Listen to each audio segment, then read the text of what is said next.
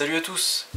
L'eau, primordiale pour la vie, est très importante dans notre kit de survie, dans notre sac d'évacuation, dans notre sac de survie, notre sac de bivouac. Du coup, il est important d'étudier, de se concevoir un kit eau. Ce que vous voyez sur la table, donc c'est mon kit eau que j'ai dans mon sac de survie, dans mon sac autonome.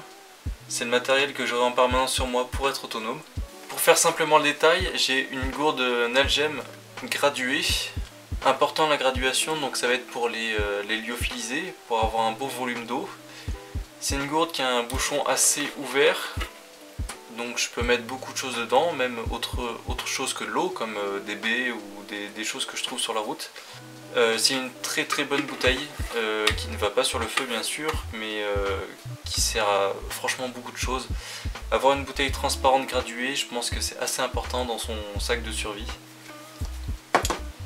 J'ai ensuite donc une gourde militaire en inox. J'aurais préféré en titane, mais les prix sont beaucoup trop élevés, du coup je suis resté sur l'inox. On a aussi l'alu, mais l'alu est fortement déconseillé. Donc c'est une gourde qui va sur le feu. C'est pour ça que je l'ai pris en particulier en métal, pour pouvoir faire bouillir un grand volume d'eau si besoin. Donc une très bonne gourde avec son petit sachet pour maintenir l'eau au frais ou au chaud. Bien sûr cette gourde elle va avec le petit quart qui est ici, bien sûr toujours avec un couvercle pour limiter les pertes de chaleur quand on fait bouillir de l'eau. Donc pareil, quart inox avec son petit support pour mettre le réchaud en dessous. Donc un quart que j'ai pas mal déjà utilisé, je me suis toujours servi de ça pour faire bouillir mon eau, ce qui est pour moi la meilleure solution. J'ai pas d'autres popotes, j'ai que ce petit quart et ça me suffit amplement pour toutes les tâches que j'ai à faire, en particulier dans le domaine de l'eau. J'ai ici une poche d'eau, donc la poche qui me sert à m'hydrater. Je sais que ce volume je dois le boire au moins une fois par jour pour rester dans une hydratation correcte. Pour moi ça a été une erreur parce que j'ai pas pris assez de volume. Je vous conseille de prendre les plus gros volumes. Si vous avez une poche de 3 litres, prenez toujours 3 litres. Parce que vaut mieux une poche de 3 litres remplie à 1,5 litre plutôt qu'une poche à 1,5 qu'on ne peut pas remplir plus. Parce que des fois on a besoin de stocker plus d'eau et voilà, j'ai eu 2-3 fois le coup où j'avais pas assez d'eau et donc du coup j'aurais pu en stocker plus dans une poche plus grande. Donc voilà, mon conseil c'est vraiment de prendre une grande poche, mais toujours avoir une poche à eau comme ça pour pouvoir s'hydrater la journée. Parce qu'on sait très bien qu'une gourde dans le sac, on va boire beaucoup moins que si on avait une petite pipette à l'épaule. Je vais aussi avoir donc un petit sac étanche qui va me servir celui-ci à faire un contenant d'eau pour un grand volume. Par exemple là c'est un contenant donc de 5 litres. Ça va me servir donc à stocker un grand volume d'eau si j'ai besoin d'avoir un grand volume sur un certain temps, si j'ai pas accès à l'eau pendant un certain temps, si j'ai besoin par exemple de prendre ma douche ou ce genre de choses, ça peut être super pratique. Celui-ci, je vais plus m'en servir moi pour stocker de la bouffe ou du matériel quand je vais traverser une zone d'eau. Mais je sais que j'ai la possibilité de stocker de l'eau avec et c'est pour ça que je l'ai mis dans mon kit eau. J'ai ensuite des petites pastilles de purification d'eau. Assez pratique, c'est quelque chose que franchement j'aime pas trop. Ça donne un goût à l'eau, même après une demi-heure, une heure, ça a quand même un sale goût de chlore. Mais il faut savoir que c'est tout fin et on peut vraiment avoir un très grand volume d'eau. Donc c'est vraiment super pratique et je dirais même important d'en avoir. Après c'est vraiment pas le moyen que je préfère pour purifier mon eau. Donc pour rester dans la purification, je vais avoir donc une paille, c'est l'équivalent de la paille Sawyer en moins cher. Elle fait son travail, moi je préfère quand même faire bouillir l'eau, c'est quand même le moyen le plus facile et le plus durable. Mais j'ai toujours la paille pour pouvoir filtrer un volume d'eau ou sinon tirer de l'eau dans une mare par exemple si j'ai besoin. La paille c'est vraiment un des items de survie de base on peut dire. Après très facile à fabriquer à la maison. Juste avec un peu de charbon, du tissu et 2-3 éléments, mais c'est vraiment très simple à fabriquer. Un moyen très sympa qui vient toujours avec la pipette et la poche étanche, donc une poche d'eau sale pour éviter de contaminer d'autres contenants comme la gourde qui elle va rester propre en permanence. En tout dernier, ça m'a paru important, mais le réchaud Pour ma part, le réchaud, la majorité du temps, je vais m'en servir pour faire bouillir de l'eau ou pour purifier l'eau. Étant donné que je fais bouillir de l'eau la plupart du temps, ça me permet par exemple de faire du thé, de la soupe. Dans un cas où j'ai pas la possibilité de faire du feu, et étant donné que je préfère largement faire bouillir mon eau, je vais utiliser un petit réchaud comme ça, ou à gaz ou à alcool. Celui-ci je le préfère parce que c'est vraiment les plus petits modèles. Après bien sûr j'ai la paille, j'ai les petites pastilles, mais bouillir son eau pour moi reste la meilleure solution. Donc voici pour mon kit eau dans mon sac de survie autonome. Mais ça fait quand même quelque chose de conséquent et de amplement suffisant. J'ai vraiment pas besoin de plus.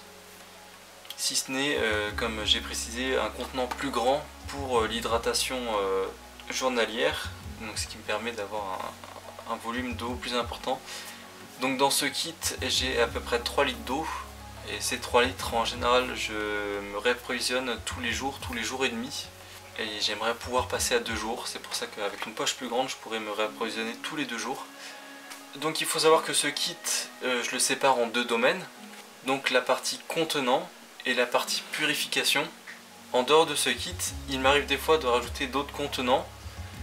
Des contenants particuliers ou alors des contenants que je vais mettre dans d'autres modules, par exemple dans un kit NRBC ou que je vais porter sur la journée, donc par exemple dans un EDC qui va être peut-être plus pratique, ou si on n'a pas accédé à ce matériel, on a quand même d'autres possibilités pour avoir un kit eau beaucoup plus basique. Voici d'autres contenants donc qui ne font pas partie de mon kit eau permanent mais que je vais pouvoir rajouter ou que je vais pouvoir intégrer à d'autres modules. Pour commencer, on a les petites poches à eau. Donc ces petites poches, on va plutôt les retrouver dans des lots de sauvetage, par exemple les canots en mer. C'est des petites poches à eau, donc d'environ 100 ml en général. Ici, il y a un demi-litre d'eau et ça permet de le rajouter par exemple dans un EDC, dans un petit kit de survie. Pour faire par exemple ces lyophilisés, on a déjà la contenance, donc c'est plus pratique. Donc ce type de contenant, pour ma part, va dans le module NRBC. Il reste néanmoins hyper limité, donc on ne peut pas le faire bouillir et utilisation unique. Et c'est vraiment pas un contenant qui est pratique pour une utilisation quotidienne, mais en position d'urgence, en cas d'urgence, ça me paraît assez pratique dans certains domaines. Simplement une bouteille d'eau. La bouteille d'eau plastique est pour moi le meilleur des contenants. Il est réutilisable pratiquement à l'infini jusqu'à ce que ça perce. On a quand même une très bonne utilisation du contenant. On peut également en cas d'urgence faire bouillir dans la bouteille. C'est pas la meilleure solution étant donné que ça reste quand même une bouteille plastique. Et une fois qu'on l'a fait bouillir, en général la bouteille on l'utilise pas après. Mais il faut savoir que c'est tout à fait possible. J'ai pour ma part utilisé énormément ce système de contenant. Donc dans mes différents kits d'évacuation, sacs de survie autonome, pendant un certain temps avant de commencer à acheter du matériel. Du coup, si vous débutez, n'hésitez pas à commencer avec des bouteilles d'eau, vraiment pas la peine de prendre des gourdes particulières, vraiment une bouteille d'eau plastique, c'est vraiment ce qu'il y a de plus simple, de plus basique et franchement de mieux. Pour parler des gourdes les plus classiques, donc la gourde Quechua, une gourde en métal, passer sur le feu, bon assez limité puisqu'il y a quand même un revêtement peinture à l'extérieur et je pense pas qu'elle soit hyper bien étudiée pour la mettre sur le feu. Néanmoins c'est une gourde qui est extrêmement pratique et très abordable. Voilà, pour une utilisation quotidienne, moi c'est ce que je vais utiliser le plus souvent. Pour la majorité des sorties que je fais à la journée, je vais utiliser ce contenant là. C'est vraiment un contenant que tout le monde a. Donc si vous voulez investir dans une gourde pas trop chère, vraiment celle-ci, les gourdes Quechua, c'est vraiment les plus simples et les plus abordables du marché. Deux derniers contenants, on va avoir la gourde militaire américaine en plastique. C'est une gourde, une sorte de nalgem assez épaisse, mais en plastique donc non transparent. Je l'ai utilisé en début, étant donné que je l'ai récupéré pour pas grand chose.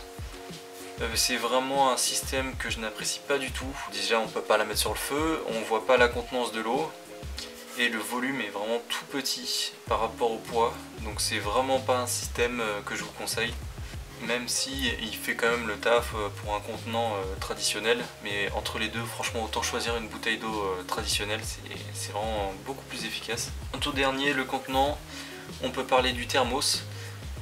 Le thermos pour ma part n'a pas trop sa place en survie étant donné que c'est un contenant qui est très volumineux pour une réserve d'eau assez limitée.